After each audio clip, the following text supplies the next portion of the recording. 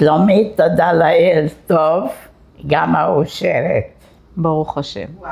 אמא, אפשר חיבוק? אפשר חיבוק?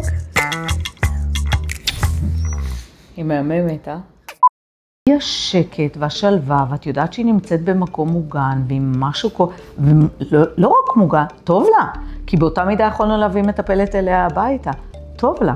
היא מאושרת, את רואה את זה עליה. היא פעילה, אנחנו צריכים לתאם איתה כדי להגיע לכאן. הייתי מתקשרת והייתה אמרה לי, אני לא יכולה לדבר עכשיו. אני אוספת כספים לוועד, כי אנחנו מתארגנים כאן להרים איזשהו ערב, והיא מרגישה שיש לה משמעות. גם הקטע הזה של הצוות, שלכל אחד היא דואגת לקנות ולעשות ולהביא ולתת, וזה נולדה לו נכדה וזה יש לו ברית ואני צריכה להביא לה מתנה. היא כל הזמן נמצאת בעשייה והיא מרגישה שיש לה בשביל מה. זה ההבדל בין בן אדם מטופל לבין בן אדם מאושר.